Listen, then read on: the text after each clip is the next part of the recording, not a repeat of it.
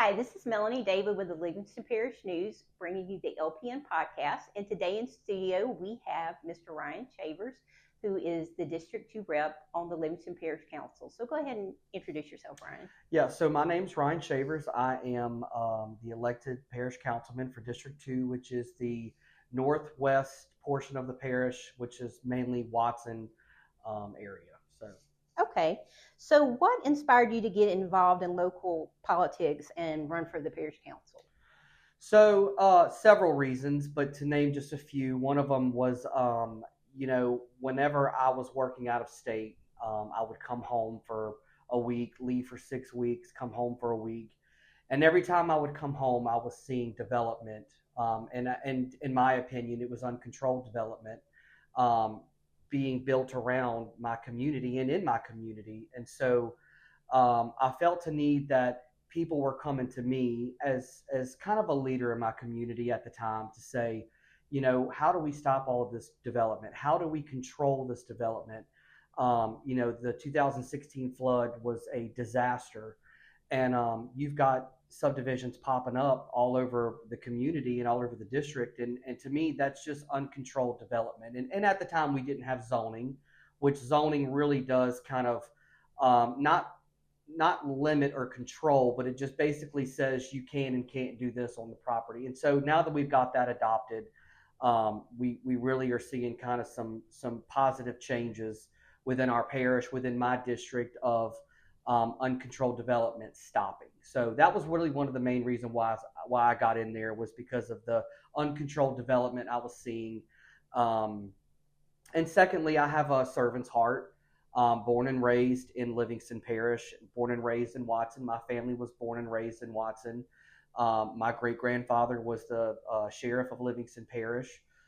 His brother was the superintendent for the Live Oak schools, or for Livingston Parish, excuse me. And so my roots are bound into Watson. And so I wanted to think of ways to where I could really just serve on a government level, rather than just going to the people and complaining to the people who were in charge. I was kind of the one that was like, well, let me step in and let me put my name in the hat and let me see if I can win this thing. And I did. So it was a really good, I'm really honored to be able to be their representative there in Watson. Okay. So how has your experience been being on the council so far? As we talked earlier, you came onto the council at a very active time when there are a lot of things going on, a lot of changes, a lot of controversial things. So how has that been so far? So I think we all, as far as my personal experience, I'm really pleased with how things have turned out. When you put something on the council agenda and you're really passionate about it, you win some and you lose some. But again, that's why we have non-council members. But as far as my experience, I've really thoroughly enjoyed it. I love serving with who I'm serving with. As far as the other non-council members, the administration and us have a good relationship. We don't agree with everything. We don't agree on everything. And that's okay. I think that's what makes parish government so unique, is that we don't all agree on the same thing. We're not all in the same headspace. So as far as the experience goes, I've thoroughly enjoyed it. It has been an experience that I will take with me for a lifetime. Just being a government official and being on the parish council and serving the people that I serve. So, yeah. Okay. So one of the things we brought you on to clear up was about the committee dispute that happened at the last council meeting about who could and could not serve on certain subcommittees, or what's the other word? Advisory committee. So can you kind of break that down for us a little bit? Yes. So back in 2024, the beginning, which was our first year, the chairman at the time was wanting to put citizens on the finance committee and on the ordinance committee. He got some pushback, and so he, withdrew his request of putting citizens on the committee, the ordinance committee. And then 2025, they did it again. I say they. Councilman Billy Taylor wanted to put 2 citizens on that live in my district on the ordinance committee.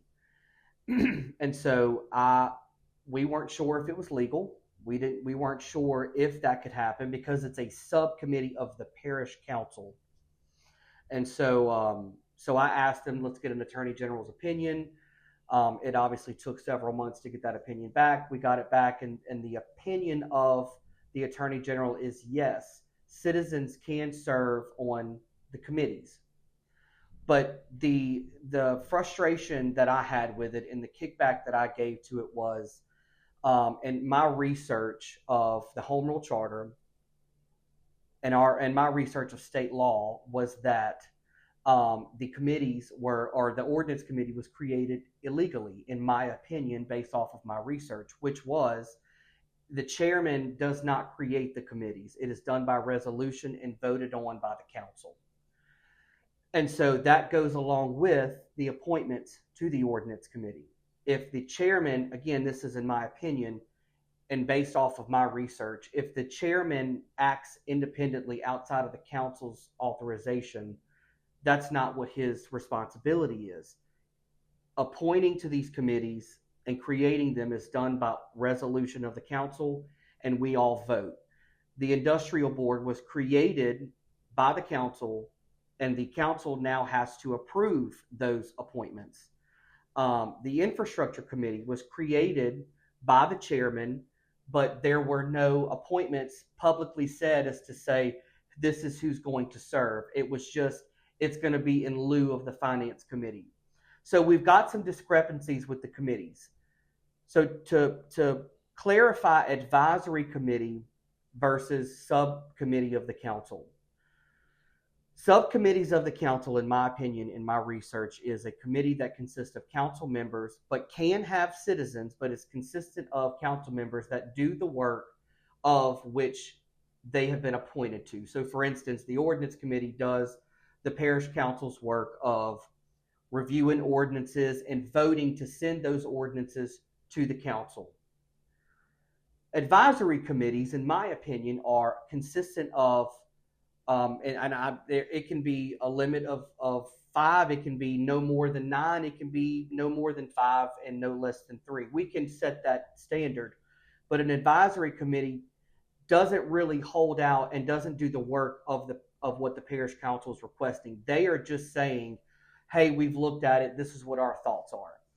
And so it's more of a recommendation more than the subcommittee, the ordinance committee, which they vote typically, which we have in every situation, but we are to vote to send ordinances to the council.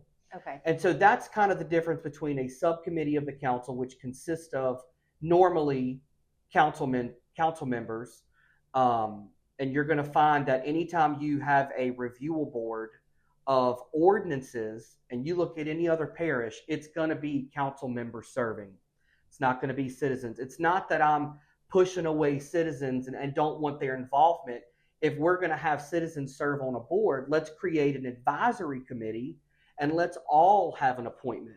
Let's all 9 appoint to this advisory committee, because if I do a field dirt ordinance, well, District 9 may say, well, hold on, that's District 9's appointment to the advisory committee may say, well, hold on, that's going to negatively impact our area. I don't think we should do that. This should be the recommendation we submit.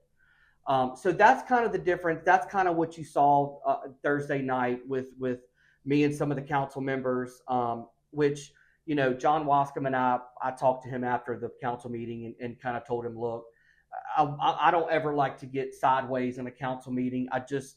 I think there's a way to do these things. And if we want to have citizens have input on our ordinances, absolutely. Let's create an advisory committee and let's all have an appointment. And let's get their input. What do they want? What do they want to see? Is there a recommendation that it's a negative recommendation? Is it a positive recommendation? Let's get their input, but let's not put them on a subcommittee of the council, because I think that's kind of when you get into a little not dangerous territory, but that you just kind of get into, well, our home rule charter doesn't allow for the chairman to do that. And that's what's been being done for the past, since 2012. The chairman has created the committee and appointed to the committee, and that's not the chairman's role and responsibility per our home rule charter and my research. So that's the kind of that was the back and forth you saw is me just fighting to say, look, let's just do an advisory committee.